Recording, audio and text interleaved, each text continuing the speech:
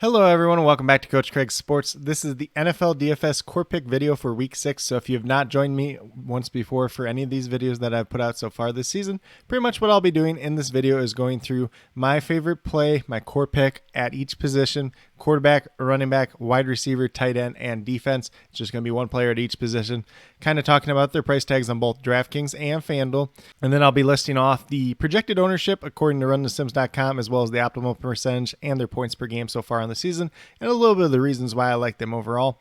But without further ado, we'll get started with the quarterback position. And we got Tom Brady once again this week, $6,300 on DraftKings, $7,500 on FanDuel. So price tag went up $300 on DraftKings, actually dropped $300 on FanDuel. Still a solid play. He's been better as of the last 2 weeks. Last week should have been a big blowout game, but Leonard Fournette stole away a couple of those touchdowns, but the writing is definitely on the wall there in a good way for Tom Brady once again this week. Goes against the Pittsburgh Steelers. Their defense is giving up tons of fantasy points to quarterbacks, as we saw last week with Josh Allen, who probably would have set some type of passing record if the Bills didn't kind of take their foot off the gas, because they could have scored about as many points as they wanted to last week. The defensive secondary is very, very banged up for the Steelers at this point in time, and it wasn't that great to begin with either. Cam Sutton not practicing yet this week, probably not going to play. Akil Witherspoon's been out for a little while. Levi Wallace is banged up. He may or may not play this week. They get Terrell Edmonds back, but it's looking like there's a decent chance that Minkah Fitzpatrick misses this week. And there's a chance that their starting secondary ends up just being, or at least their starting corners end up being, like Josh Jackson and James Pierre and then Arthur Mallett in the slot. And if that's the case, you're going to want a lot of Tampa Bay exposure overall. I think they're a little bit disappointed in kind of the effort they put out versus Atlanta, but some props to Atlanta for kind of holding them back to what they did last week. In terms of his projected ownership on DraftKings, he's at 10%. Optimal rate is 9.2%. So there's a little bit of negative leverage there, but nothing I'm too concerned about at this point in time. Averaging 17.7 fantasy points per game on the season. Obviously seen an uptick that in recent weeks. Then on the FanDuel side, he's projected for about 8% ownership. Optimal percentage of 8.4%. So a little bit of leverage to be had there. And then on FanDuel's side, he is averaging 16.13 points per game. Obviously, there's a little bit of difference there since DraftKings does have that bonus for like the 300 yards passing as well. But once again, very interested in Tom Brady once again this week.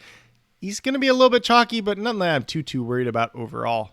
Then we move over to the running back position with Breece Hall, running back for the New York Jets, obviously coming off a very, very strong week last time out.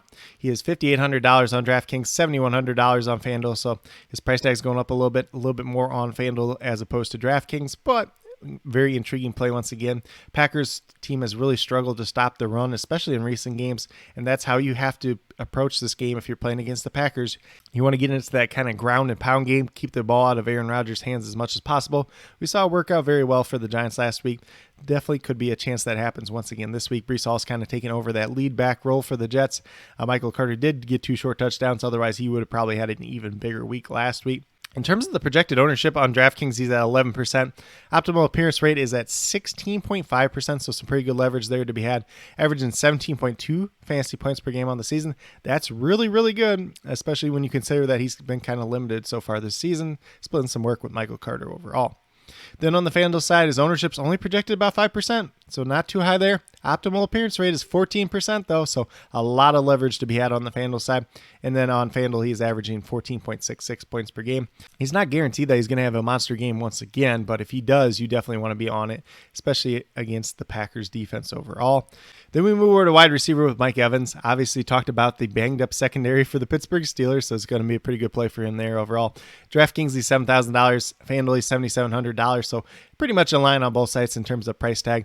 He's had a pretty strong start to the season. Obviously got ejected from the one game, suspended the next game, but definitely looking like a play that's worth playing today. The Pittsburgh Steelers are the worst team in terms of allowing fantasy points to opposing wide receivers, and we already talked about that banged up secondary, so it's probably going to be even worse this week.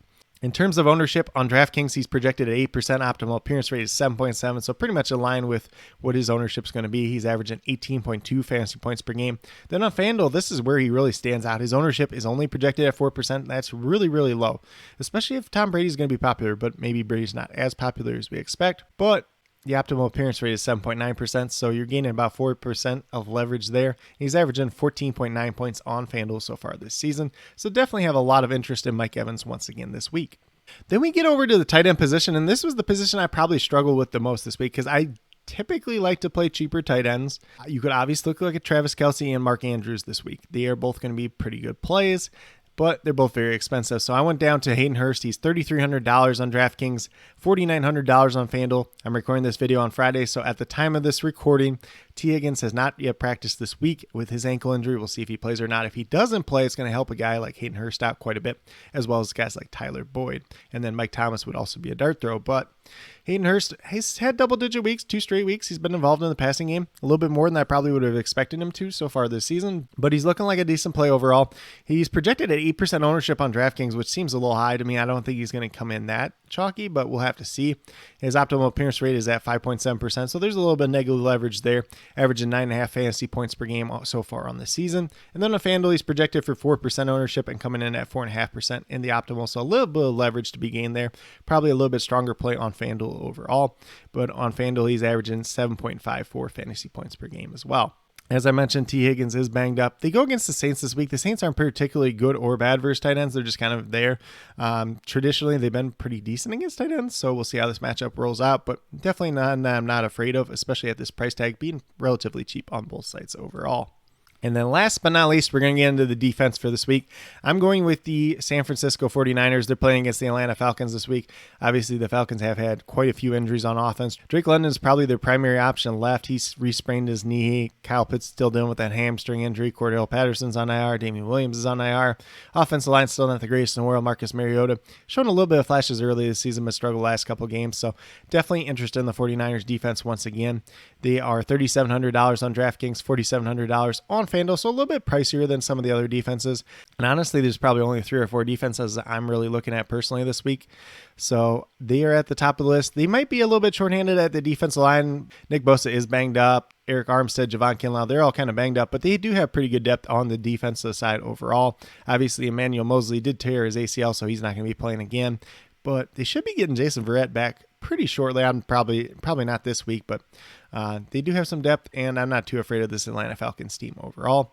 In terms of projected ownership on DraftKings, they are 5%. Optimal appearance rate is 4%, and they're averaging 12.2 fantasy points per game on the season. And then on FanDuel, they're projected at 5%. Optimal appearance rate is 3.8%, so pretty similar on both sites.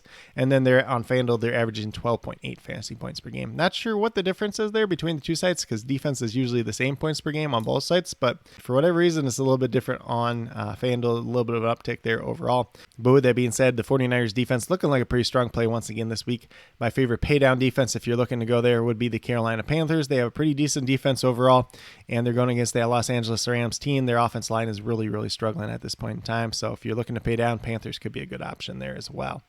But with that being said, if you go with these 5 core players that I do have here on DraftKings, you'll have $23,900 remaining. It's just about $6,000 per player, so a decent amount of wiggle room there. Just if you want to pay up for some guys, you can definitely do that. Pay down for some other options as well. And then on FanDuel, you'll have $28,100 remaining, just over $7,000. So a little bit of flexibility over there as well. But with that being said, these are my 5 core picks for NFL DFS Week 6.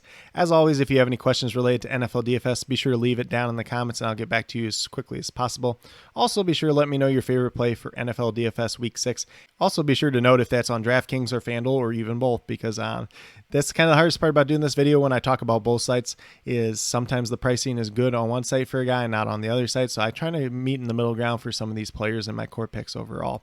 Definitely interested in hearing what you guys have to say. But with that being said, if you're new to my channel, please consider subscribing. Definitely would appreciate it. Helps to build the community that we're trying to build here at Coach Craig Sports, helping you guys with your DFS, primarily NFL DFS at this point in time. But the NBA season starts back up on Wednesday, so I'll be getting back to the daily core picks for NBA DFS as well. So if you're into that, definitely be sure to check that out as well.